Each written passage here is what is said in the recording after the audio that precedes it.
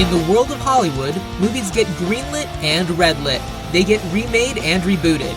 But we are the ideal. I'm Sam Gasch, and you are listening to Ideal Remake. Thank you for listening to Ideal Remake. We take movies that either have been, will be, or should be remade and talk about what the ideal version of that remake would be. Today's episode is going to be so good you'll almost pee your pants. We're remaking Pretty Woman with guest Thomai Hatsios. So, Thomai, is Pretty Woman a movie that has been, will be, or should be remade? It absolutely should be remade. Love it. So, before we get into this, just so the audience knows who they're listening to, Thomai, tell us a little bit about yourself. Oh, goodness. I'm a film and television maker, and I have a production company called Meta Hara Productions. I produce and direct anything from true crime shows for Discovery Channel to music videos and commercials, and I've been in the industry for about 24 years. Cool. And when did you first see Pretty Woman?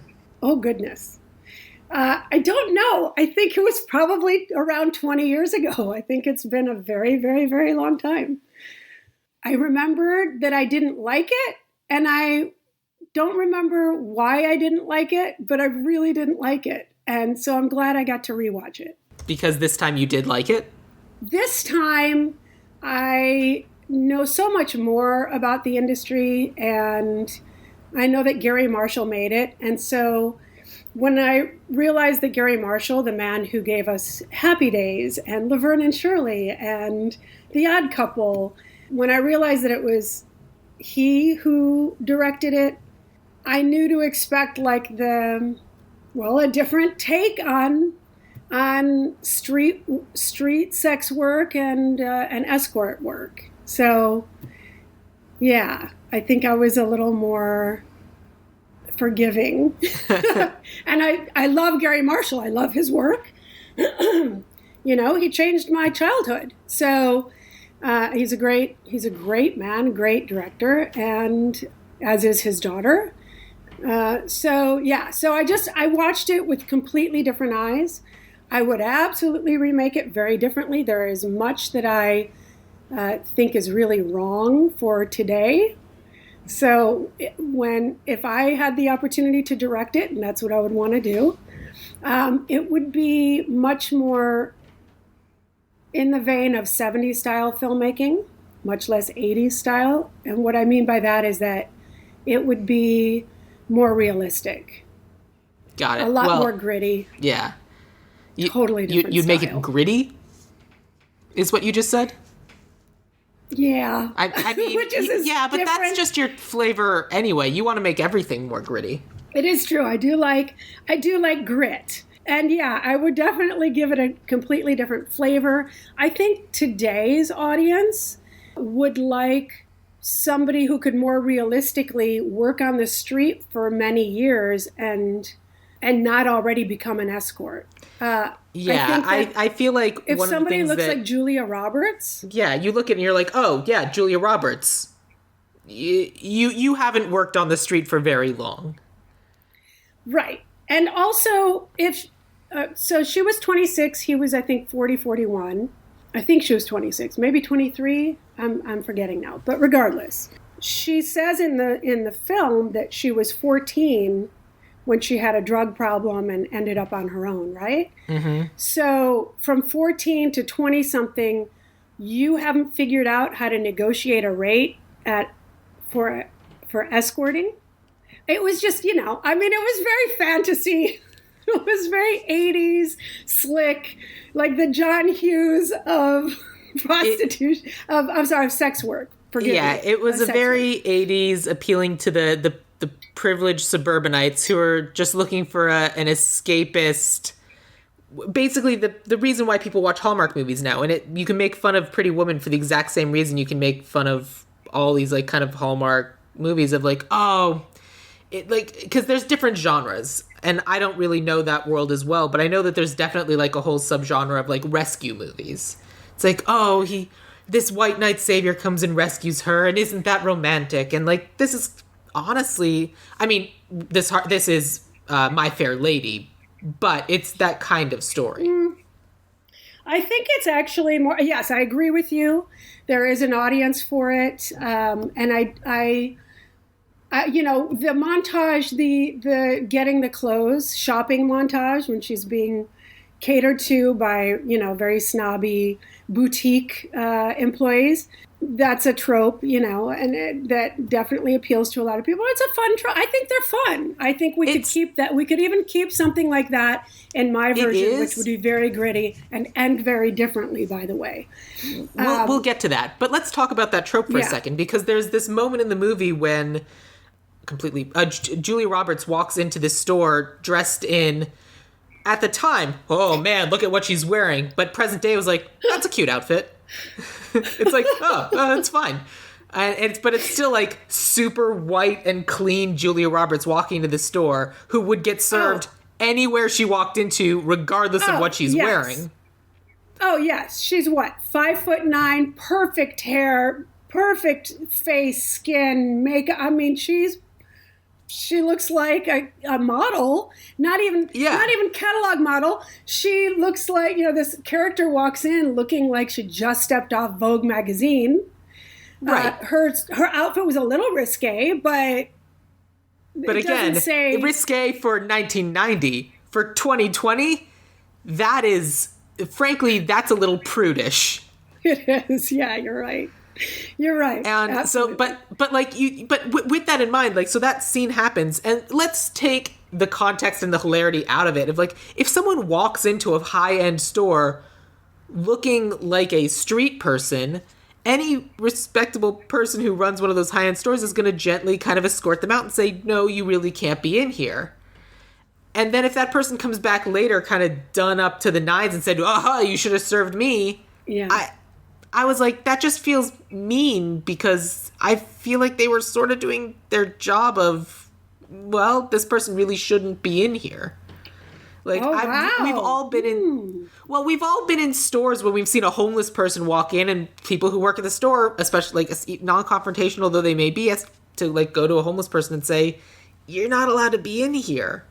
Or sometimes they'll say, okay, we've got some food for you. Come around here. We'll get you fed and we'll get you back outside, but we can't have you be in here specifically. Oh, you just wrote a great scene change for when I direct this movie. Yeah, okay. So I think it'd be great if they try to rescue her. Well, that's going to come up in when we get into it. But let's take another step back. So this is the first time I've ever seen this movie. Oh, wow. So, yeah, so it was one of those movies that I felt like I'd seen a while ago, but it turns out I hadn't, because the version I saw was My Fair Lady and not this, because I kept waiting for there to be a bet made, and there was never a bet made.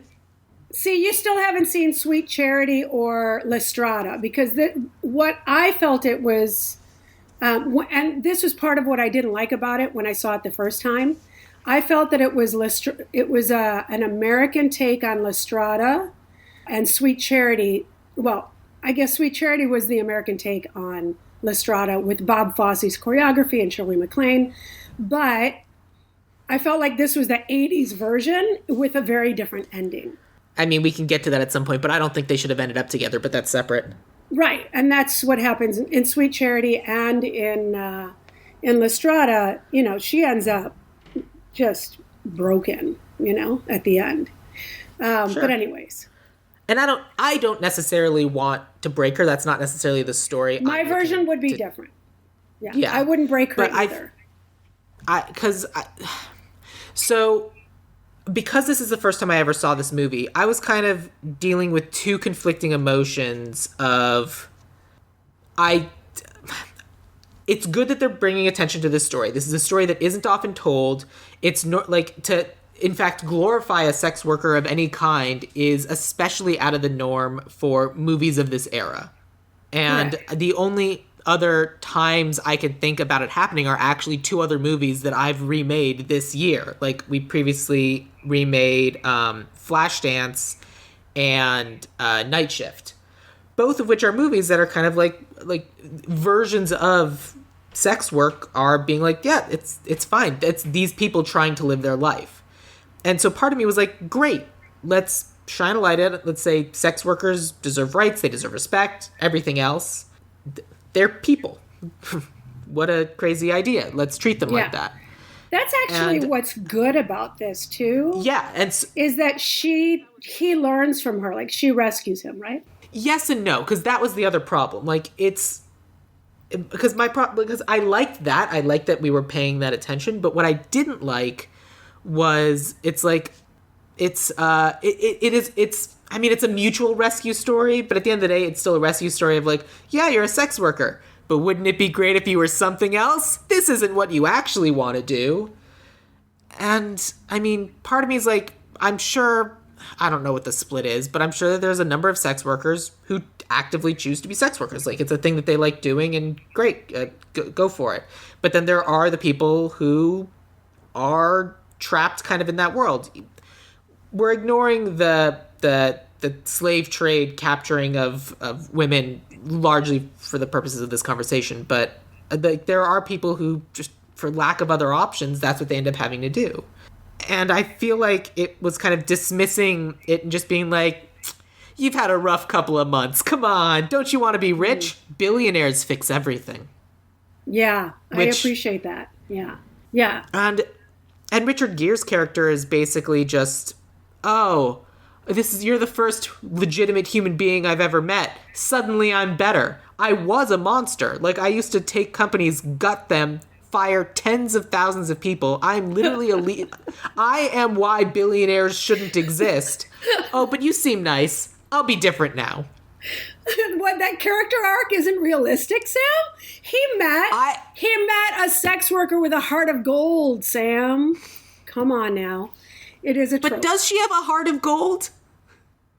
She gives some money to her friend so her friend doesn't die. I don't think that's a heart of gold. I think that's just like, well, I don't want my friend to die. I mean, I wouldn't describe her as a heart of gold. True. What she does is she goes head to head with him at times in some of their communications. And I think perhaps that character has not had that happen with other women.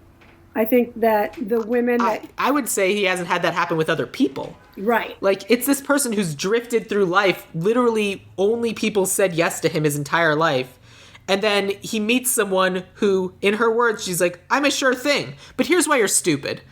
Yeah. And I'm like, and it's like, oh, wait. And that's like such a paradigm shift of like, because no wonder billionaires and people who are born into money like this are monsters. Well, he is clueless. He does portray cluelessness well. He's very, we learn immediately that he treats women like objects, something to be on his arm and to be at his beck and call. And he, I think I'm okay with his beauty privilege staying in my remake because I think that his good looks are a big part of his success, that character's success. So I think that's fine. I think, it is a very quick character arc. He sure did change fast. He suddenly fell in love. It was 1 week, right? So that was the other thing. I was like, this should have been months, like week. I also thought it was really interesting that she just didn't transition into becoming an escort, and that she didn't, she could have transitioned into being an escort and had a better career as a sex worker. But the thing, I think this movie doesn't even acknowledge that that's an option, or frankly know that that is a thing that exists. Yes. Like, there's a moment when she's like, okay, great, we're gonna have sex now. And it's like, you watch anything with modern day sex workers and they're like, for the most part, I mean, there's certainly different things, but there are a lot of people who just want to talk. Yes. And that's not uncommon. Yeah. And shouldn't be frowned upon or diminished. And the fact that this movie was just like, oh yeah, they go in and have sex and then they leave, that is sex work. And it's not. Often. Yeah. Yeah, correct. Yeah, I agree with you. I think when they were negotiating the money, that was the first yelling at the television screen. I was just like, how does she not know what she's worth, and how does she not know to negotiate? I mean, and I stopped the movie and Googled to see, the inflation difference. No, That is the amount. It was just, that was insulting. I will say I watched it with a friend, and when I complained about, why isn't she already an escort, or why isn't this film about her transitioning into becoming an escort, like her moving up in her career? And my friend said, well, I know you really like Gary Marshall. Maybe it's a good thing that he just really didn't know. I mean, he's obviously never been with a sex worker. Isn't that it? And I was like, no, that's not a good thing. I think we should have gotten him a sex worker to at least talk to. That's the thing. This is a movie that is written out of stereotypes. It is, well, I've heard it's like this, so that's what it's like. It's a privilege movie. Yeah. And it's written for people who have never met anyone like this, and what's the example I can give? So back in August, I visited my family, and my mom had just finished reading a book. I don't remember the name of the book, but apparently there was some scandal surrounding the author, in that the author was kind of getting dragged online because she's written this story about illegal immigrants. She herself is not an illegal immigrant and had spoken to 0 illegal immigrants and had written a heartfelt, compelling story that was, by all accounts, well written, but doesn't actually take into it, but it relied on stereotypes and things that people believe happens, but doesn't actually happen. And it's like, if she talked to even just one person, that would have been avoided. So now my mom is sitting there, well, I really enjoyed this book. I don't see what the problem is. I'm like, the problem isn't that you enjoyed the book. The problem is that it is uninformed art that is trying to pass itself off as informed. And so it's not your fault that you enjoyed it, but what you enjoyed was a lie. Yeah. And that's a problem. That inauthenticity. And my mom was super defensive about it. Yeah. I mean, I also, I understand her becoming defensive because it's not easy to hear something like that. It takes a while to process our part in racism.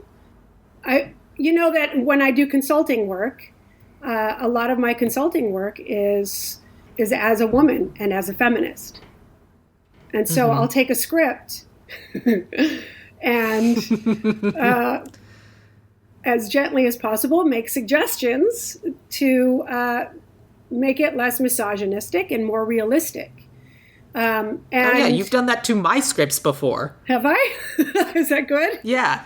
So do you remember sitting at, I'm trying to remember the name of the deli because I'm not remembering off the top of my head. Yes, the famous And deli. I remember we were sitting and reading, and we were talking about the horrors. And you were like, so you have one woman in this. I was like, oh no. Yeah.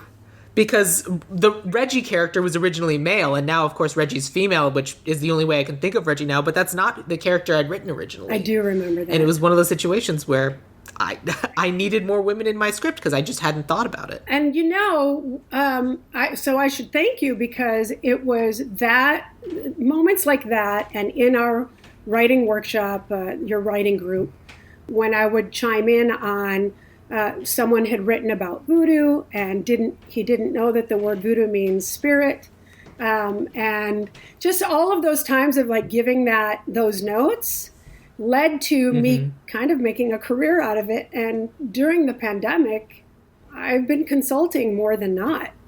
So thank you. And also thank you for graciously taking the note, because that doesn't always happen. I don't remember how graciously I took the note at the time, but in retrospect, I was super gracious. I'm sure you were gracious, because I kept going. And then I did the same in that writing group. I felt empowered to speak up. So thank you for creating that space. That was a good thing. But yeah, no one consulted. This is going to be a self-plug as well, but I don't know if it hasn't aired yet. But the episode that's going to come out before your episode, my guest is Paul Presley, also from Writing Group. And so we remade the 2002 movie Scooby-Doo. And there's a character in that movie who's doing voodoo, and is kind of just on that fact alone is treated as a potential villain. And honestly, having met and talked with you and heard you talking about the practice of voodoo and all of that, I didn't cite you by name, but everything I said during the course of recording that podcast, I'm like, well, I'm only saying this because of Thomai, but here's the problem. And it was true. So when it comes out, you should listen. Yeah, and you're welcome to quote me anytime. And yeah, I mean, yeah, my experience with people who practice voodoo is that they work in service of the spirit, and I've only seen good stuff happening. And you know what? I have friends who are sex workers that are actively currently sex workers, and I would hire them to consult. If the film is taking place in 2020, if the film is taking place in 1980, I would find someone who was a sex worker on the street in Hollywood in the 80s and have her consult. Mm-hmm. I will say, I wonder, like now we have intimacy coordinators. They certainly didn't have an intimacy coordinator on that film set when, is it Jason Alexander? The sexual assault, the attempted rape, which, by the way, I mean, Julia Roberts could totally take him down. We did not need Richard Gere to come in and save her. Well, because I think we need to talk about, because I think that's just another instance of the type of movie this is, where it's the white knight hero who is saving her. And here is a very real fact. Oh, the damsel in distress, but here he comes out of nowhere and unexpected, and he saves the day. That's the movie that this is. It is pure escapist, like that. Let's also look at the fact of what his work is. Here's the things that I liked about it. I did appreciate how they showed the similarities in the work that they do. I appreciated that. And I appreciated absolutely all of the attributes, her personality attributes that helped him. I liked that. Mm-hmm. All of that felt good. That stuff really happens. That's cool. I agree with all of that. So let me just be clear. If you're a sex worker who's working on the street and a guy arrives in a DeLorean, whatever he can. I can't believe I'm spacing on whatever the fancy car is. Like, ooh, check out this girl. Isn't she cool? She knows about cars and stuff. So, that's super sexy. He arrives in that car. Which it is. Don't get me wrong. It absolutely is. But it's a great car, and I'm totally blanking on it, even though I'm really into cars. So that's a little embarrassing right now. But anyways, we'll skip past that. You can edit that out. Anyways, so she gets hired by a man who takes companies over and makes them work better. But somehow he doesn't help her become an escort. Or I'm really fixated on that she should, that today that character would instead become an escort. And her career would improve and change, and she could, escorts go to school.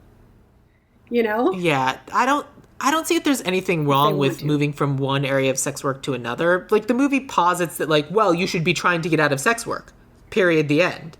And it was one of those things that I kind of dealt with when we were remaking Night Shift of, I can understand the impetus to be like, well, we should get you out of doing this job that you shouldn't be doing anymore. And the person can respond like, I want to do this job. Like, this is the career I chose. Like, this is something I'm good at, and I can make a lot of money doing it. I can work for 2-3 hours a day, and then I have the rest of the day to kind of like do whatever I want. And that's great. And if that's the career someone chooses, I think we should be like, great, let's support it. Moving up to a different tier is fine, but I think it's hard to have that conversation without diminishing the job she was doing. Get her off the street, absolutely. But it's hard to have this conversation without saying that the job she was doing is a bad job she should not be doing. Well, no, I don't know how to have that conversation. I don't think that's the case at all, especially since they established that this character. Oh, by the way, her sobriety was interesting. This character doesn't do drugs anymore, but she still drinks, so that's interesting. Everyone has their line. I mean, after being in LA for so many years and having so many friends who are sober, it was interesting. It actually made me jump a little bit that when she drank, knowing that she was drinking champagne in one scene and saying that she doesn't do hard drugs anymore, that she had a hard time with drugs. So that was that would be something I would possibly change as well, or at least Yeah, it's once again written by someone who probably wasn't sober or wasn't a recovering drug addict. Exactly. It's like, oh, yeah. Well, I don't do heroin, but this is fine. Right.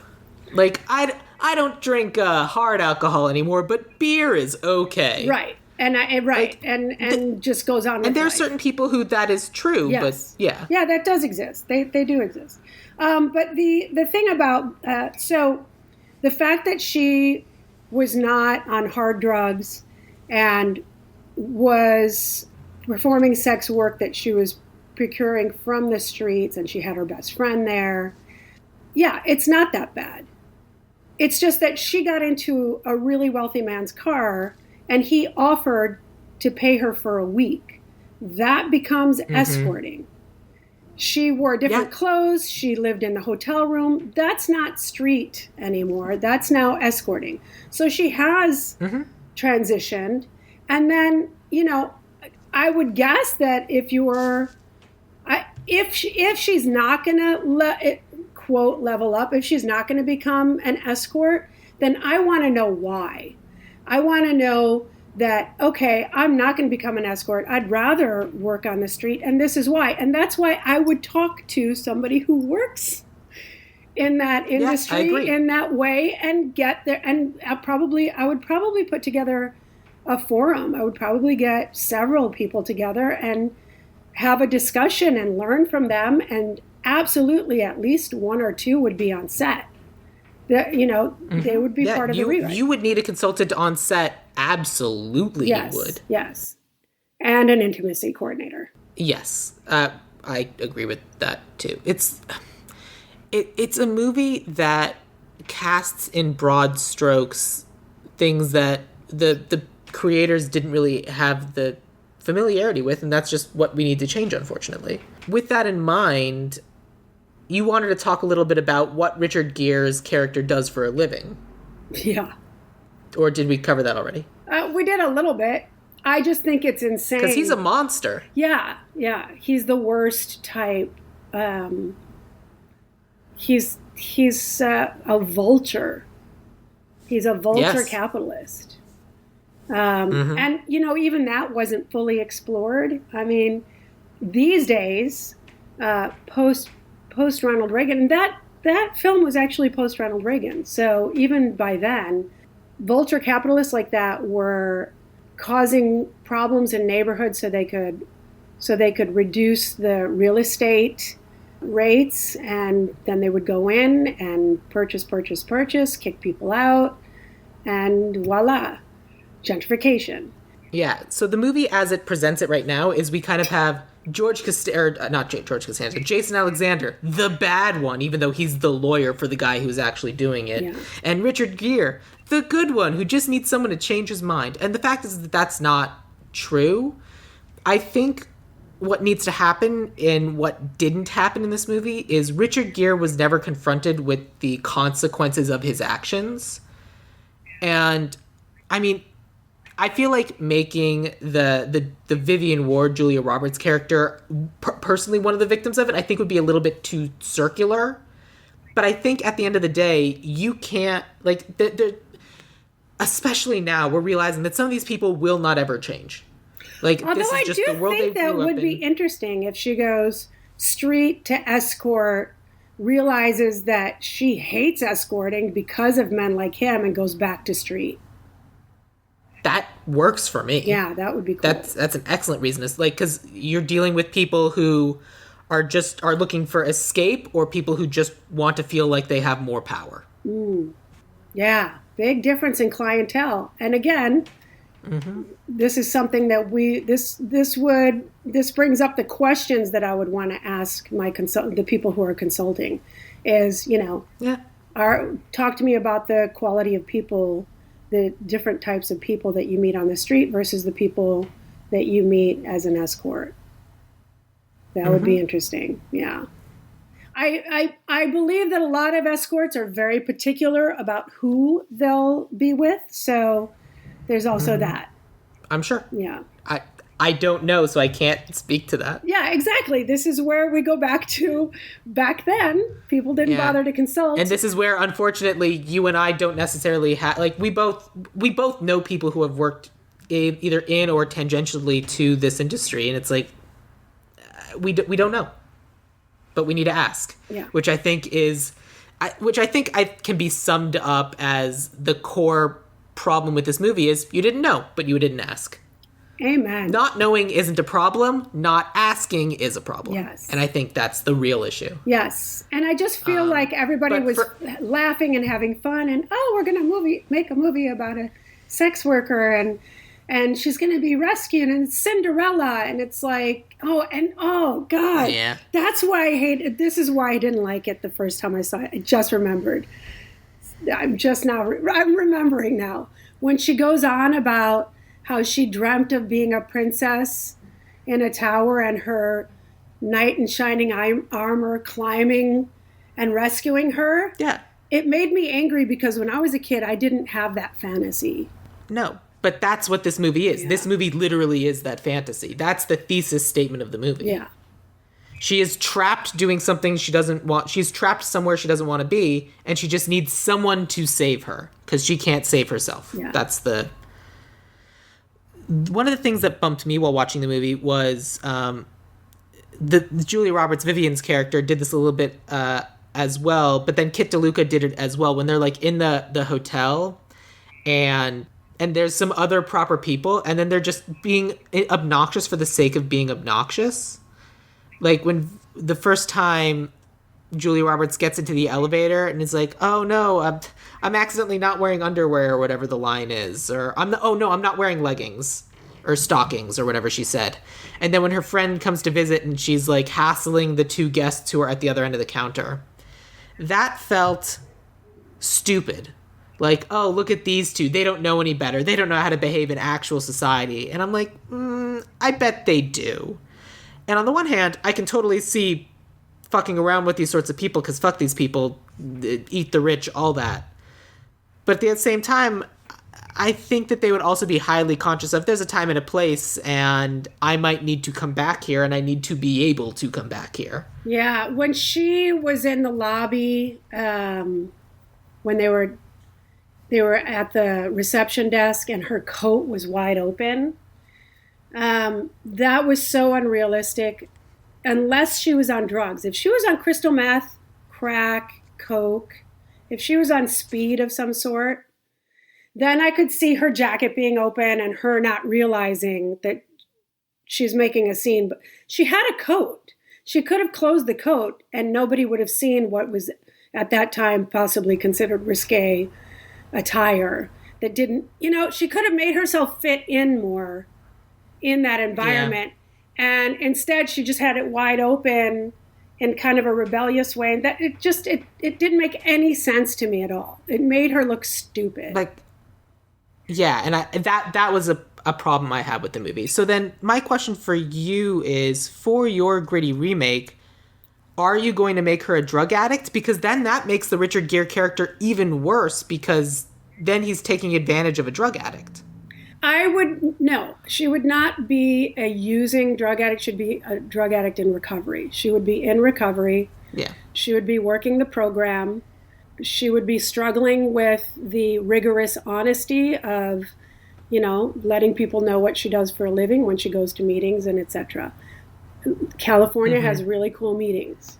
So, she'd probably go to a meeting where people were more accepting of sex work. So what I haven't figured out yet is, would I make this film in current times or would it take place in the late 80s, early 90s like the original did?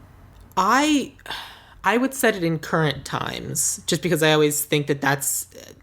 If you're looking for shorthand in order to connect to an audience, I think there's an escapism to making it a period piece. And for something like this, I don't necessarily want escapism. I want this to be... You think you're getting escapism, but what you get is a good story, but also reality. Yeah. I like the idea of making her in recovery. Based on that, my suggestion would be she's in recovery But because she was an addict, she lost all her connections, she lost all her jobs, and like she got a felony, so she's not able to get another job. Yes. So she ends up finding her way to sex work, and despite all the odds, is good at it and enjoys it. And she's all of a sudden self-employed and her own boss for the first time in her entire life. And all of the stress that drove her to be a drug addict in the first place isn't there anymore because she's in charge of her own destiny in a way she never had been before. Yes. I love that. I would also add, I would make her a little matriarchal, and I would make her the nurturing, because she's sober, make her the nurturing person who looks out for people that are also that are also streetwalking. So like her best friend. Yeah, I agree. Yeah. And I wouldn't make her best friend tougher and more knowledgeable. I would make her tougher and more knowledgeable. And I would make her not judgmental and not trying to convert anybody to the program, but truly working the program, which is accepting that people will come to it when they're ready for it, and participating in, witnessing and helping them out in a way that doesn't enable them, right? So yes. I would have that. I would also very clearly inform the audience that, well, first I would have to find out if there are what streetwalker, sex workers who are working on the streets, what's the likelihood of them not having a pimp? Because if it's possible that she doesn't have a pimp, my character would not have a pimp. She would be independent. So yeah, if it is possible for that, I'm sure there is an element of security where showing up somewhere with a guy is probably an element of just security, for lack of a better word. But I don't know. That's a question we would need to ask. So I know that I have done a little research on pimps, and please. And from what I know, this is years old research for a completely different thing. Pimps are enslavers. They tend to be abusive enslavers. They tend to work like a narcissistic, abusive boyfriend or husband, and then they trap and they destroy people. So I really would like my character to somehow not have a pimp. And I don't. That is my understanding of pimps as well, but I also don't know, and I would love to have a conversation with someone who has a positive relationship with their pimp. I think that usually ends up being escorts. I'm guessing. Often, but we don't know. Yeah. But I think that's an important question to ask because that's certainly my interpretation as well. But that's also the interpretation that I think has been put forth by Hollywood, and I'm often, I'm not often. I have become a little bit more trepidatious at trusting the Hollywood interpretation of things, especially for stuff like this. While I'm quite certain that there's a power fantasy, and it's like, in the same way that agents are often asked, it's like, well, you go do the work so I can get my 10% kind of thing, or in this case, the 50%. I'm sure there are especially if it's dudes, a wide variety of male pimps who are just monsters, but there may also be female pimps. I mean, we kind of think of that in terms of like the madams. Right. And when you realize, when I finally reveal who I would have be the Vivian character, I think she could actually be managing the women that are on the street with her. I think I feel like that would be her place at the end of the movie instead of the beginning of the movie, because otherwise she has nowhere to go. Yeah, that's good. I like that. Can we talk for a second about Barney and Bridget? Barney and Bridget. Which characters so are they? Barney and Bridget are the hotel manager and the lady who gets her the dress. Yes. Because they were the two people. They were my favorite two characters in the movie. Can we also just for a moment thank Gary Marshall for casting such great character actors. The character actors made this film watchable. Every one of them. Yes. I don't have a problem with anyone's performance in this movie. I think everyone did a incredibly good job. Yes. The fact that Richard Gere can look at the Jason Alexander character and go, yeah, I'd like to still be your friend, is a indictment against his character, but that's real. And I thought that they both did an amazing job. Like, I hated the Jason Alexander character, but he did a fantastic job portraying So good. him. So good. And, like, the Barney and Bridget and Kit DeLuca also did a fantastic job. Like, every performance in this movie is fantastic. Yes. But yeah, so I wanted to talk about them for a second because Barney is basically like, all right, I see what's going on here, but you don't know how to fit in, so I'm going to teach you. So I don't like what he was doing, but I liked his attitude of being like, I will accept you and I will help you in any way I can. Yeah. Yeah, I like that his character had an didn't arc. love his attitude good. I liked his character's arc, that he initially was very cautious, trepidatious around her presence, and then became the consummate concierge and did his job. That's what a concierge does. And he did his job. He did it splendidly.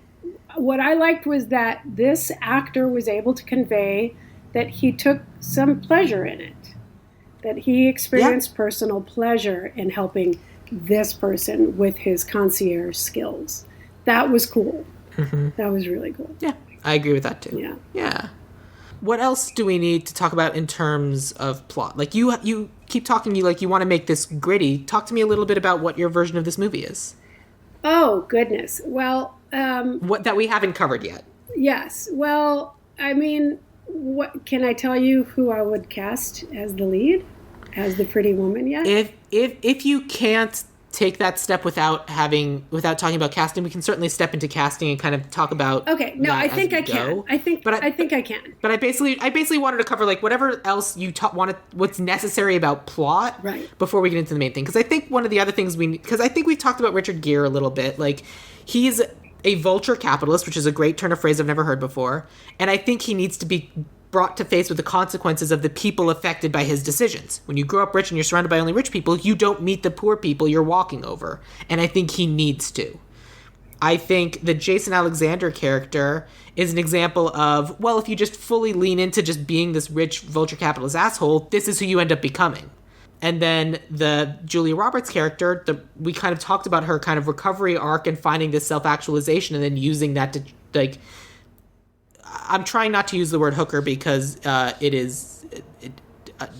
people who are sex workers don't appreciate the term. So a sex worker with a heart of gold. If you want to do that, then she's helping out her fellow sex workers and getting them and helping them in whatever step they're comfortable and ready to be in. Not looking down upon her fellow workers, but in a way that's like, let's raise ourselves up together. Let's rising tide lift all boats. And that's kind of like, of the three kind of core characters, we have those arcs. What have I missed? What else do we need to discuss about these characters? I like the girlfriend phone call is great. I think it really establishes him as a cad. And then his business dealings establish him perfectly. We talked about all the flaws with both lead characters. I don't know. What else? All right, here's a question for you. I love the car stuff, by the way. And I think that... Yeah, let's keep that. Yeah. Well, not only is it a car shop, I mean, my family history. I would have made it a chop shop, and then I would like to, see the registered fear on the rich guy's face when he finds out that, he's in a car with somebody who grew up in a chop shop.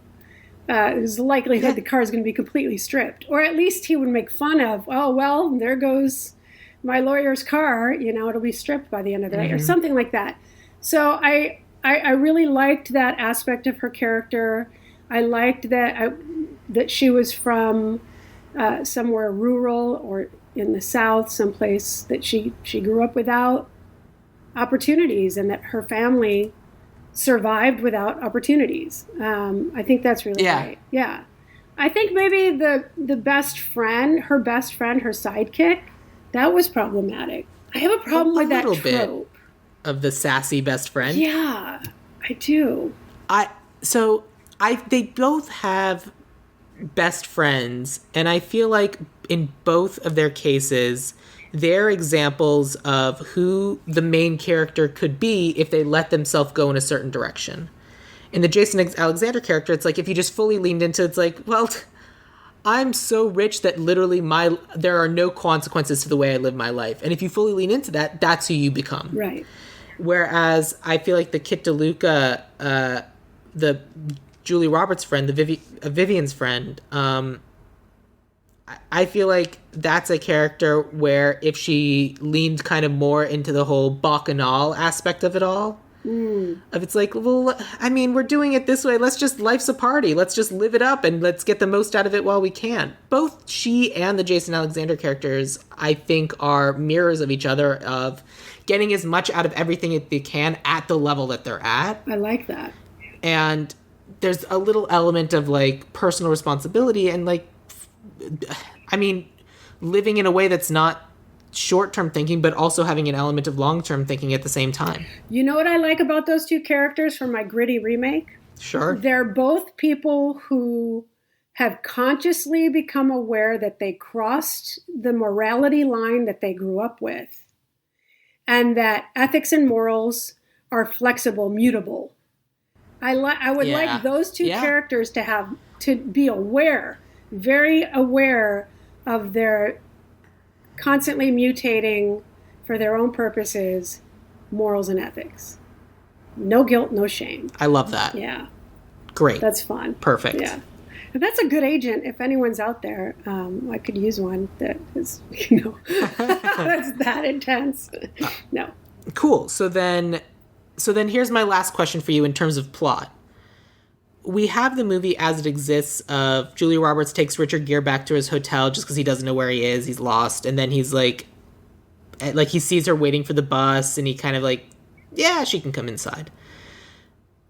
What is your motivator for getting the Richard Gere character to bring the Vivian Ward character inside? Like, because I feel like that moment never felt authentic to me completely.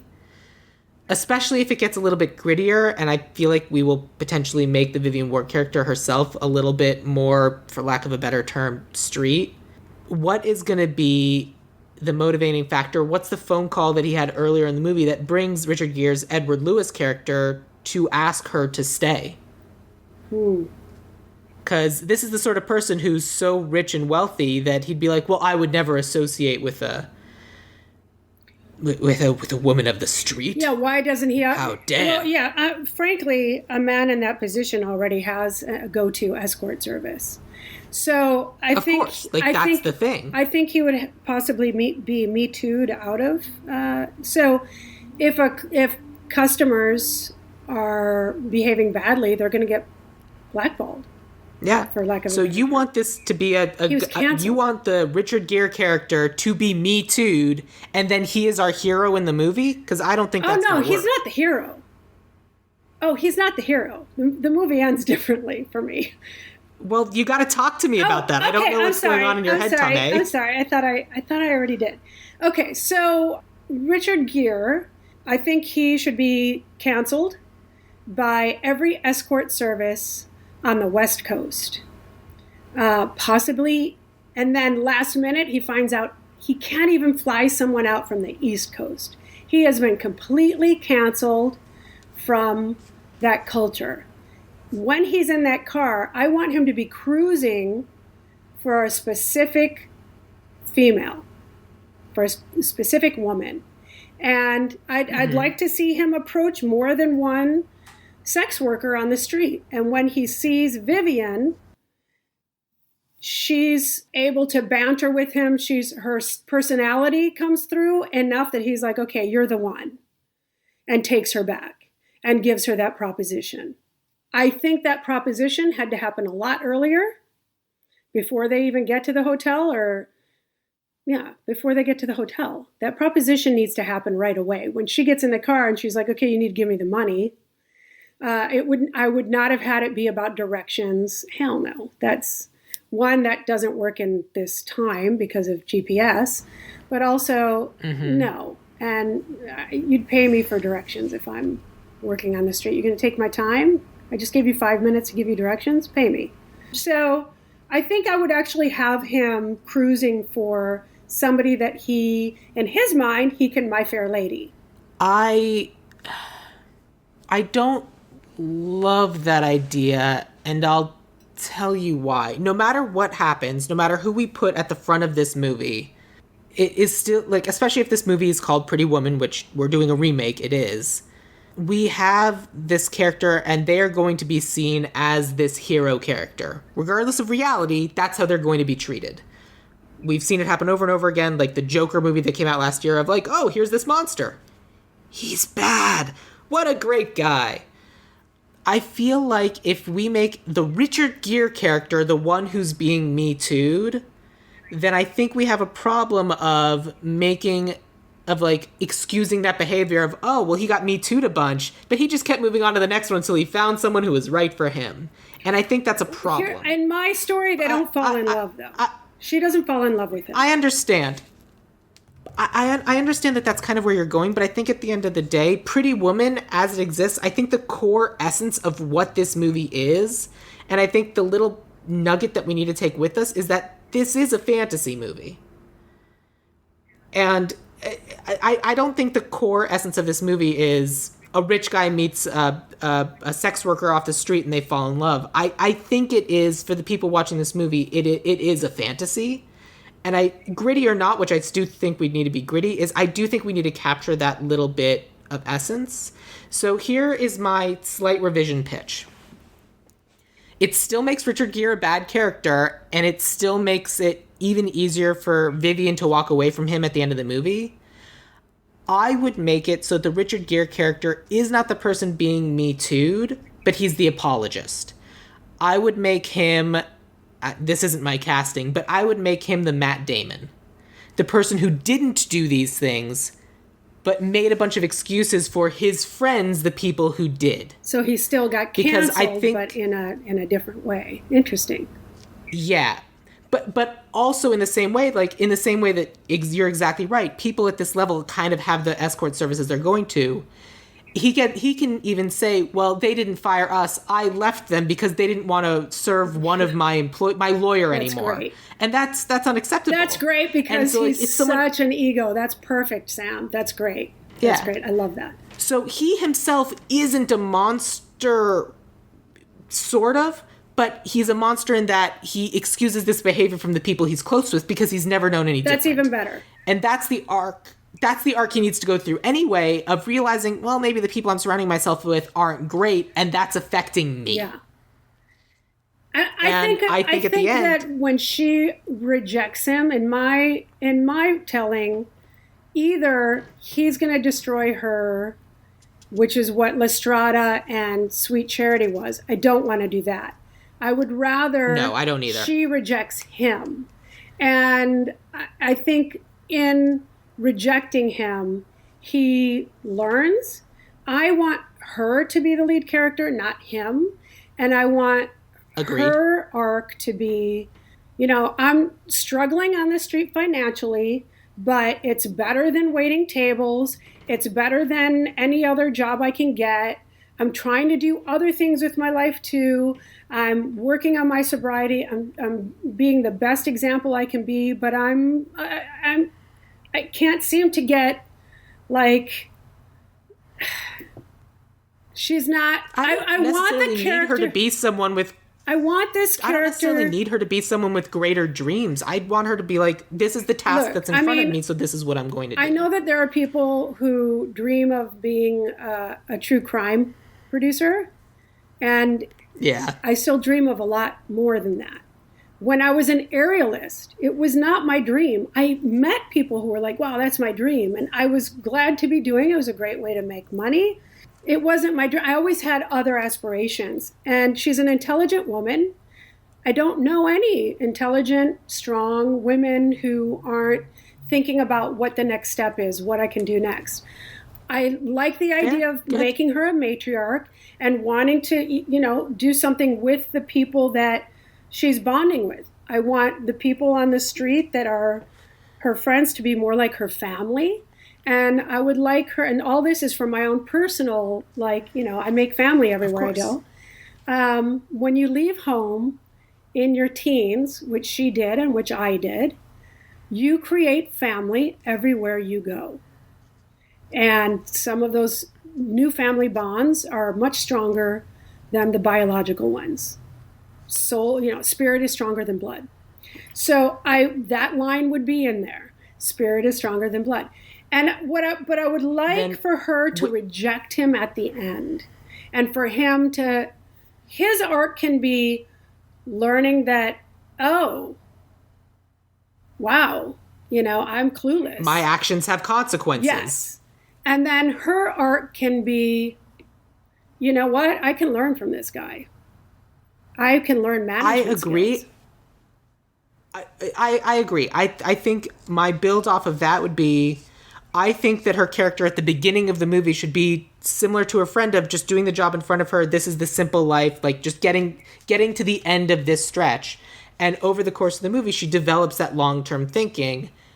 In the same way that we talked about, like the Jason Alexander and the Kit DeLuca character, the two friends who just think in terms of like short-term gratification, moral blurring, whatever. That both the Edward Lewis and Vivian Ward character are on that teetering edge where they could go that way, but meeting each other sends them the other way, because it's a movie, that's what's supposed to happen. So, and then I feel like the last little burst is going to be the Edward Lewis character reaching out to Vivian Ward saying, we did this for each other, we can continue to do this for each other forever. But that's a little bit of, he was rejected and people never tell him no. And like, I want him to make this grand gesture at the end of the movie, and then I want Vivian Ward to say no. You don't own me. And then he has to like go, yeah, a little bit. But like, I think that like that's the big moment of someone said no to him, and they said no to him permanently. And I think that like, he then needs to learn to be okay with that, and she needs to learn, okay, now I've given myself this power, and how can I now use this and learn from this going forward? Yes. Because I think that's where they are at the beginning versus where they are at the end. I think it would be okay to establish in the beginning also her turning down a customer, or somebody, or her counseling someone about turning down certain customers, or helping somebody. Maybe somebody gets out of a car and is in really bad shape, and she's like, it's okay, you'll get better at identifying who not to get in the car with. And then I want her to get in the car with somebody that, oh shit, I shouldn't have gotten in the car with this guy. He's kind of a horrible person. He's a fucking monster. Oops, I swore. He's a monster. And then she gets to know him as a human being. He gets to know her as a human being. That's the beauty of this story. The thing that makes me enjoy it, what I like about it, the Gary Marshall that is so beautiful in this, is that they get to know each other and themselves through their relationship. And that's what relationships are supposed to do. Relationships teach you about yourself, right? So she learns about herself, he learns about himself. She learns that, you know what? I can do things differently. I think it'd be interesting if she realizes, oh, I can actually escort, and decides, like what you pitched, you know what, I'd prefer to continue working from the street. It's quicker, it's easier, I don't have to deal with people like you. Again, this would be something I'd want to consult about. But in any case, giving her the power of turning down a billionaire,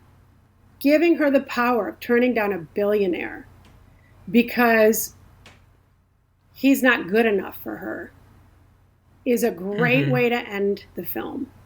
It's a great way to end the film. So good. That was that ending, the fairy tale thing, and the ending. And then we play Pretty Woman walking down. Right. And then the song. Cool. Yeah. Now let's talk about casting. Yay! Presumably you would like to start with Vivian Ward? Sure. Or would you like to start with Edward Lewis? Let me bring up my... All right. Let's start with Edward Lewis, who was played originally by Richard Gere. Now, I would either have him be Daniel Henney or Michael B. Jordan. All right. I don't want it to be Michael B. Jordan, but Daniel who? Daniel Henney. Talk to me about... Oh, I don't know who this is. Why would you be interested in it being Daniel Henney? Okay. I'm really not familiar with this actor. Okay. So he's He is good looking, and I think that the character should remain good looking. I agree. I appreciate his. So he was in X-Men Origins Wolverine. And The Last Stand. Do you remember those? Well, yeah. Yes. You didn't care for those movies. I mean, they're not. That is correct. He's not standing out for you. He also has played in Criminal Minds and. I vaguely recognize him, but what does he bring to the character? Like, other than being an attractive guy, what aspect of his performances do you think lends itself to the Edward Lewis character? He's got this confidence in his body and in his smirk. Go to his Wikipedia page and look at that photo, and you'll see he's got this smirk about him that just says, I've got bank and I have privilege and I have enough testosterone that I don't think there's anything wrong with me. Yes, I saw the smirk. So he's a talented actor. He's very good looking. I think he could pull it off. I think he'd be great. All right. Yeah, that's a fairly strong argument for me. My casting for this role is Cillian Murphy. I don't know who that is. He's... Okay. Ooh, he's an Irish actor. Oh, God. He's beautiful. Oh, my God. That's why I cast him. Oh, my God. He's been in Peaky Blinders and Inception. He's also been in 28 Days Later. He's in the Batman Begins movies. He's in all, like, the Christopher Nolan Batman movies because, like, he's one of those people Christopher Nolan really likes. I'm willing to go with Daniel Henney, but I think we need to figure out who we're pairing him with. So let me tell you about my Vivian. Okay. My Vivian, I went with someone who, when you look at Julia Roberts, you immediately think, oh, yeah, well, obviously she's a model. She's gorgeous. So I went with someone who is also very beautiful, but can also get a lot more character-y and has played, like our interpretation of this actress, what she is most known for is being extremely character-y, but can get dressed up and be just as gorgeous as she actually is. And that way I think she's kind of able to span both worlds of working the street and also being the woman on the arm of a very high-end business person. And that's why I wanted to go with Uzo Aduba. Oh, God, she's gorgeous. Yeah, she's most famous for being Crazy Eyes in Orange is the New Black. Okay. She's gorgeous. And I thought that, yeah, but like, because that's our interpretation of her and we can lean into, oh, well, everyone thinks of her and sees her this way. And that way we can kind of meta-referential lean into that a little bit with the casting, and that way it comes full circle of, yeah, that's what you see and that's what you think, but that's not who she is as a human being. Yeah. And that's what I thought would be important for this character. Yeah. Who did you have for Vivian? I have Julia Garner from she's on Ozark. Have you seen Ozark? I haven't. It's not really for me. Okay. This actor is tiny little matriarch. She's such a badass. She is, and I watched interviews with her, and I watched not just her character in Ozark, but I watched interviews with her. And I just think I would believe that she could play a character who could choose sex work on the street over waiting tables. That she could be the character who is the one who goes to somebody and says, look, you'll learn how to do this better. Here's what I can tell you. She'll be the mentor. She has enough grit. Were you able to bring her up visually? Yeah, I saw it. I see what she looks like. Yeah, and what I like about her looks is that she can go from really not made up and not glamorized, and then when she is glammed up, there's a little hint of like Bette Davis or an actor from the 1920s. She's got like a little Clara Bow. She's got some of that old Hollywood look that you could really lean into when she becomes, quote, the pretty woman. But if you're looking at her images and you can see photos of her in Ozark, you can see that she's real scrappy. That's why I really like her. She's scrappy. She can play a scrappy character really well, but she can also laugh very and be giggly, and she has naturally curly hair. They can straighten it, so we can add a hair salon, montage to the getting, the wardrobe montage. And I also think they would look good together. I think that would be nice to see them together. Yeah, I think they'd be great. All right. I think we should go with Daniel Henney and Uzo Aduba. I could see that too. Yeah. If nothing else, at the end of the day, I feel like, especially for an escapist movie like this, I'm not crazy about having Daniel Henney, a 41-year-old, dating a 26-year-old. Well, that's what Julia Roberts and Richard Gere were. I'm aware of that. I don't like that. I think that's that's bad escapism. Mm. I think that might even be the people that the Edward Lewis character often dated. Like, he was also often doing the Leonardo DiCaprio dating 18 to 20-year-olds. But I don't like that. Mm. I think that if we're going to have them have an actual real relationship, I'd like a little bit of age parity. Mm, okay.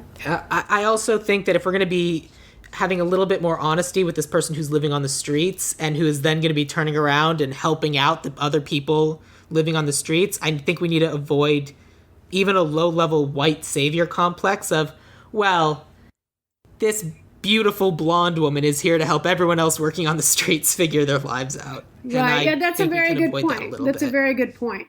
I like this actor because she plays like Appalachian scrappy kind of energy really well. Yeah. I'm not commenting on the choice. I think she's a lovely choice. Yeah. But if it were me, I think Daniel Henney and Uzo Aduba is the correct choice for the movie that we're making. Okay. I get that. I could see that. Can we look at Philip Stuckey, the lawyer, who was originally played by Jason Alexander? That's who I've got next. I would like Margot Martindale. Margot Martindale? Yes. I first of all, watch anything she's in. She's one of my favorite character actors of all time.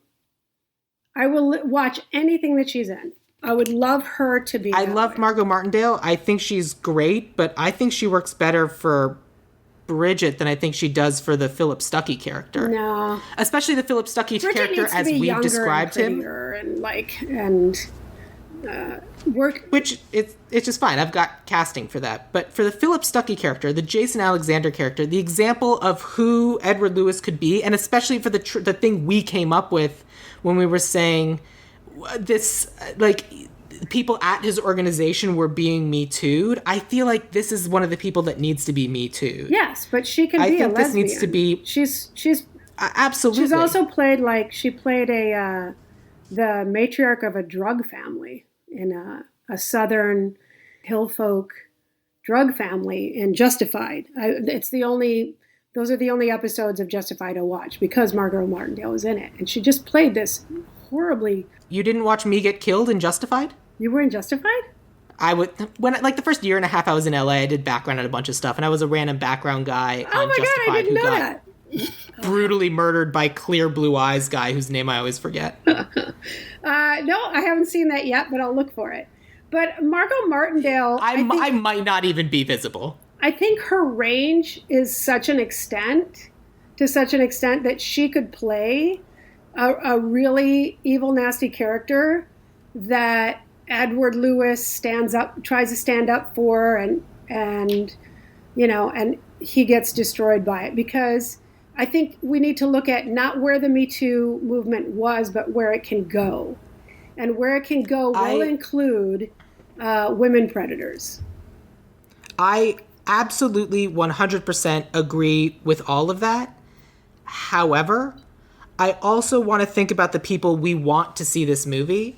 And I feel like if we have the best friend female, like the Philip Stuckey character be Margot Martindale, beloved character actress Margot Martindale, I feel like we tip our hand a little bit at the type of activism and social justice that we're interested in promoting. And I think we need to go the other direction with the Philip Stuckey character. I think it needs to be another eligible bachelor who you think, oh man, this guy's also got it all. Like, it totally makes sense that these two people would be best friends because they you know how you have friends sometimes that when you're growing up that See, I You would have think made you're doing Margot okay? more like a mother figure to the Edward Lewis character. Less a friend and more like a mother. Yeah. Right, and I don't want that. Yeah. I think what we An need is evil I think we mother, need someone not a who mother. like yeah, like an echo. I think what we need more is more like an echo chamber of like So you're hanging who's out with your your idea? buddies, and so my idea is Joel McHale. It's hilarious. Because especially because he's also a very well regarded comedic actor, but like Yeah. also because like you can just as easy like you can see, oh, he's gonna be this really cool nice guy, and then all of a sudden like there'll be that moment where he turns and you're like, oh no, you take it a step too far. Yeah. You're always the person who's pushing us. You're the person with that moral grayness who sees it doesn't matter, we're rich, we don't have consequences. And I'm not saying that character both in fiction and in reality can't be female. But I think that if we make it someone like Joel McHale, people coming in will go, oh, it's Joel McHale. He's great. He's funny. I love him. And then when he because we watch the movie as it is now, and we watch it being portrayed by Jason Alexander, and you're like, this sleaze is going to be a sleaze the whole movie. Everything he does is sleazy. We just expect sleazy things from him. As soon as he's alone with Vivian Ward, he's going to try to rape her. We know that as soon as we see this character. I want it to be an unpleasant surprise that this guy who could get any girl he wants is still trying to rape someone. Right. Because he cannot say no. And I think this is the example of the sort of character that can be. Right. And I think that's someone we need to have in our movie, of the person who does go too far. And if he continued to influence our Edward Lewis character, our Richard Gere, it's who that character would become. So I see where you're coming from. Here are my concerns with that. I think it's a trope. It's the waspy rich guy who's got everything, and just as you described him, the character in Pretty in Pink that she had a crush on. Yeah. The character in Mystic Pizza. He's that guy. I feel like we've seen that guy so much, and I think we've seen it too much. I think that Margot Martindale and Edward Lewis, played by either Daniel Hennessy or what was his name? The one that you were suggesting. Cillian Murphy. Cillian Murphy. I think that we can make them best friends. I think she can be kind of a mentor and a mom, which the Jason Alexander was. Like, his lawyer, that's your counselor. They sit in counsel for you. I like the idea of also, I like creating really bad, complex, really bad female characters. And in this film, the way we're doing it now, all the women are great, Heart of Gold. And that's true. I would really like to have, like, my favorite television character ever was portrayed by Tatum O'Neal in Rescue Me. Her name was Maggie. And she was the worst, most hideous character in a series full of plenty of awful, hideous characters. Hers was the worst. I mean, there's just no worse character. And that was really refreshing to me because I don't just want strong women. I don't just want women who succeed. I want to show the women that, made horrible mistakes, and there are women predators. And they should be canceled too. And they should have friends like Edward Lewis who are going to stick up for them and regret it. That's a compelling argument. I also like that she attempts to rape. Let's come back to this character then. Yeah, okay. Let's move on to Vivian's friend. Kit DeLuca. Yeah, Kit DeLuca. Played by Laura San Giacomo at first. Giacomo. Yes. Laura San Giacomo. You went first for for the last one, so let me go first for this one.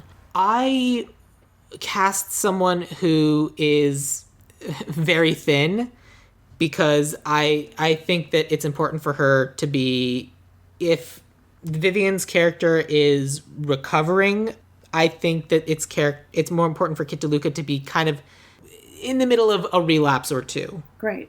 So I cast someone who happens to be very thin. She is a phenomenal actress. She's been on Fear the Walking Dead. She's been on Riverdale. She's been on Vita. She's someone who is younger than the than the Vivian character that we ended up casting, and I think that's good because that way they can kind of have that style of relationship. So the actress I cast is named Michelle Prada. Michelle is spelled Mishel, and then Prada, Prada. Oh yeah. Oh yeah. And so I thought that might be hell yeah, a fun casting. She's great. Cool. Oh my goodness, what a face! God, she's got a great face. Look at all these expressions. What a face! Wow. Yeah. Who did you have for this role? Okay, so I had Camila Mendes, who is also from Riverdale. I just recast her last episode. From Veronica. Yeah. And I think the reasons are obvious. I mean, I feel like she could play street savvy and also victim at the same time, and also best friend. And yeah, I think she'd be great for it. But actually, I like either one. Whoever's available, we'll talk to their agents and see who we can get. I love them. I love them both. Yeah, my vote would probably be to go with Michelle Prada, just because I literally cast Camila Mendes in something last episode. Like, she comes up fairly often, and I'd rather give it to someone who I haven't used before. Well, we should let her know that she will always have work where we are. Anyways. Yes. So the other two characters I have are Barney Thompson and Bridget. Did you have anyone beyond those two? So for Barney Thompson, I have Neil Patrick Harris. Got it. That's probably a fun choice. I considered that. I've dismissed Neil Patrick Harris before because I don't specifically remember the rules, but he got canceled a little bit for some reason, just because I think they said he was a bit of an ass, but I don't know that to be true. I worked with him. It was more like an isolated incident. Okay. Yeah, my experience with him was. But I don't know. I don't know anyone else's experience. Yeah, that's the thing. Like she was citing a single instance of that happening, and I don't think someone and this was something where I'm like, I can kind of see that being dismissible. It wasn't like he actually treated someone badly; he just didn't remember them, and it depends. And the honest truth is that the person I have is also a bit of an asshole. But that's kind of why I went didn't with know them. that about Neil Patrick Harris. My only I don't know. That's why I'm holding up, because it was a single source. I don't know. I think he's apologized for it, and I think all the correct things that were supposed to happen have happened. Okay. And by all other accounts, he's very sweet. Yeah. I don't know. Like I said, I'm completely open to going with Neil Patrick Harris for this role. But who do you have? Mine is I specifically went with someone who can do comedy. Like, literally the exact same style of performer as Neil Patrick Harris. This one is Tom Lennon. You will know him from Reno 911. He was in the most recent Odd Couple remake. He was in Another Period. Basically, if you're in comedy in Los Angeles, you know Tom Lennon. Oh, yeah, he looks funny. Yeah. Yeah, so he's got the comedic chops for it. Yeah, and he can wear a suit. Yeah, I'm fine with that, too. Part of why I chose Neil Patrick Harris, one, I didn't know about anything negative, and I've worked with him, and he was really awesome when I worked. That's a good enough reason to go with him as any, because you've worked with him and he was great. Yeah, and he treated you well, and that's fine. Yeah, I was an AD on a commercial with him. Actors aren't always great with ADs, but he was. So I have a few more characters. The only other one I have is Bridget. I don't have anyone for Bridget. Is the department store? Yeah. Or not the boutique? Well, no, she's the one that... No, Bridget is the one that the hotel manager calls who comes in to help. Okay. She's the one who actually fits Julia Roberts in the dress. Okay, who do you have? I have an actress named Hope Davis. She is in something called Schenectady, New York. She's in Wayward Pines. Yes, she is a good, dramatic, lovely actress. And I just thought she'd be fun. Oh, yeah. She's got the look for the part, She's got the attitude, the posture, It's definitely a posture. It's a character that is definitely going to have a specific posture, be able to carry off. Exactly. And so that's why I thought Hope Davis would be good for that. Yeah. Yeah. So I have David Morse. Do you remember which character was David Morse? Was it that the old man at the end? That was his son. Ah. What other characters did you have before we get into that? Okay. I have. Tell me a little bit about them. Yeah. So I believe David Morse is the son of the business guy. Yeah. Whatever. So you cast someone to be the son of the business guy. Who did you cast for that role? And yeah. What purpose does that role serve for you? It was David Morse. So that's another clueless rich kid, right? Right. And I just think Jesse Williams would be great for that character. Do you know who Jesse Williams is? I'm looking him up now. Do you watch Grey's Anatomy? I do not. He plays Dr. Avery, who is the heir of a very wealthy and famous medical family. Okay. But he's I think he can play the spoiled rich son pretty well. And it would be just a cameo, and it would certainly get people to watch it if you could get him to play it. And then I wanted his boss to be. Then if we don't use Margot Martindale as his dad, the boss, then I would want to use her as that character, which would then imply that Jesse's father is black and Margot Martindale is the mother, and it would still work. Who did you originally have as the father? I would have Carol Burnett for that character because that's the age range, and she's also funny, and that character had a little bit of humor. I would maybe increase it a bit, and just that character had compassion. Remember when they were eating the snails? I think that's important. Yeah. By the way, so I think you ended up convincing me. So the argument you made that convinced me to make the Philip Stuckey character Margot Martindale was the argument that as of this moment, we'd taken all of the women in this movie and kind of put them on a pedestal. Yeah. I don't think that's necessarily true, especially with like the Kit DeLuca character like going back and forth with drugs. But I think that was a good argument, and that's what convinced me. So I'm happy to go with her over Joel McHale. And I think we have our cast. So then let's get into writer-director. I specifically went with someone who is a writer-director because I knew you'd put yourself as director, and I wanted to lean into that. So I cast someone who is a writer-director, but I'm comfortable with her just being the writer. Awesome. Yeah, I would not want to write this. I would want to help get the right consultants, but I would not want to write it. Yeah. Who do you have? So I did this recasting shortly after having recorded my Sherlock Jr. episode, which released last week, which if you haven't listened to, it's the first remake of a silent movie I've ever done, so it was super fun. Ooh.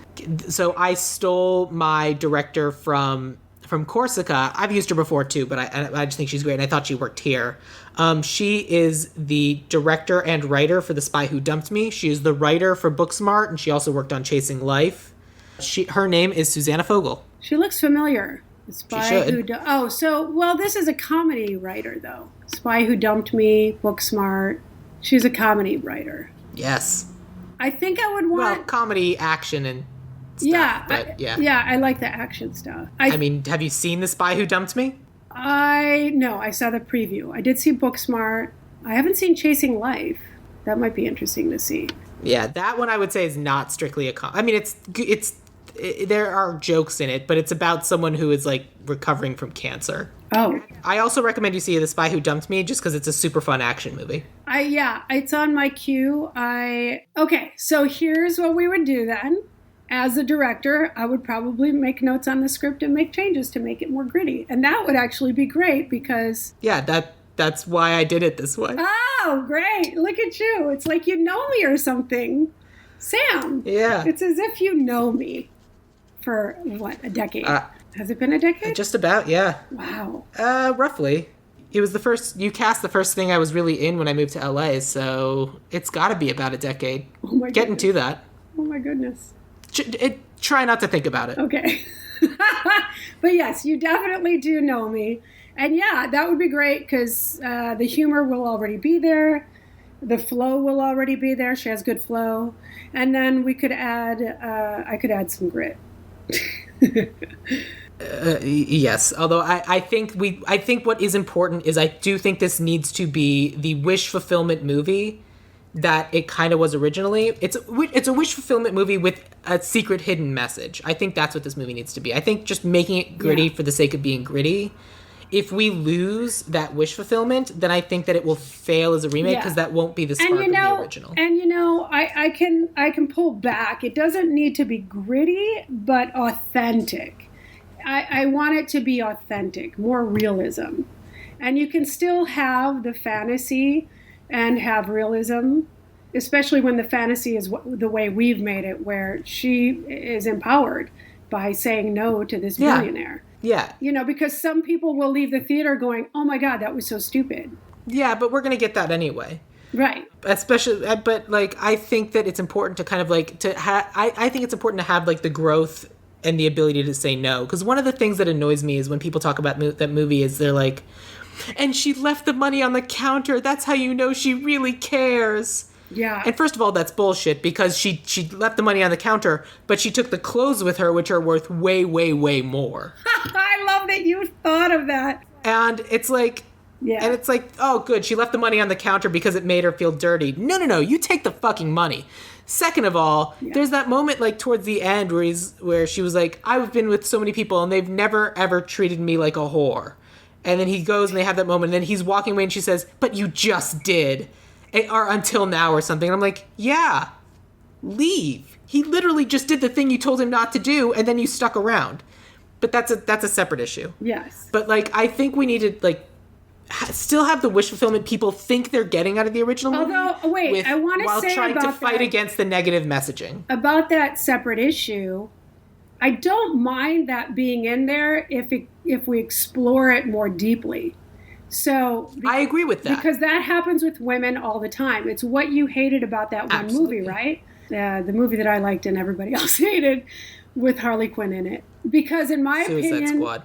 Yes, because in my opinion, they showed how they did a comic book version of how people fall into an abusive relationship. It was obviously an abusive relationship. And I think I think you can have good elements of a bad movie. I mean, I think the movie that did it better was the Birds of Prey thing where she's trying to get over this. Yes, that was great. I love Birds of Prey relationship. But what I'm saying is having that moment in there is something that if she works through it, especially if this character is somebody who's in the program and she's doing the work, she can catch herself and now you've just done that and why am I still here? What is that? I think every good movie needs to have a little bit of that sort of backsliding, and I think that that's the kind of moment of backsliding, but I do think we need to hang a lantern on it and say, yes, this is the problem, and she needs to talk about it. Yes. But all that said, I'm basically saying I like the idea of making it gritty, but I don't think we can make it gravel. Okay. Copy that. I'm good with that. But, so with that in mind, let me take you through our Pretty Woman casting. Edward Lewis is going to be played by Daniel Henney. Vivian Ward is going to be Uzo Aduba. Philip Stuckey, who we can just make Elizabeth Stuckey just to keep the character name in universe, is Margot Martindale. Kit DeLuca is going to be Michelle Prada. Barney Thompson is going to be Neil Patrick Harris. Bridget will be Hope Davis. David Morris, the son, will be Jesse Williams, with James Morris, the mother, being Carol Burnett. All of this will be written by Susanna Fogel and then directed by our very own Thomai Hatsios. So, Thomai, you going to go see the movie you're going to direct? Yes! Cool. It's going to be fun to make, too. So then, thank you so much for being a guest this episode. Is there anything you'd like to plug or promote? Or social media you'd like people to follow? Well, you can go to my website, www.metahara.com. And I'm available as a consultant, a producer, director. I'm also writing. Thanks to the pandemic, I've got 3 pilots going. So, woohoo! Yeah. metahara.com. Cool. And do you have social media you want people to follow or no? They can find me through the website. www.metahara.com has all of the links. Thanks to Rebecca. Got it. Who you know. If you're interested in following me, I am at Sam Gasch on Twitter, SamGasch, or you can follow the podcast, Ideal Remake, on Twitter or Instagram, but mostly Instagram, or join us on Facebook at Ideal Remake or Ideal Remake Podcast. And since it's now December, if you want to do something from the bottom of your heart and to get into the giving season, is to go on to Apple Podcasts and leave us or any podcast you enjoy a 5-star review. People talk about this at the end of every podcast, but it genuinely is extremely helpful. If there's any podcast you enjoy, a really simple, easy, and free way to show that you appreciate these podcasts is to leave them a 5-star review. It's amazing. So with all of that said, I will end with this. Thomai, what is your favorite quote from the movie Pretty Woman? Beck and call is all that can come to my mind. I'm not at your beck and call. I don't know why. It's a terrible quote, but beck and call.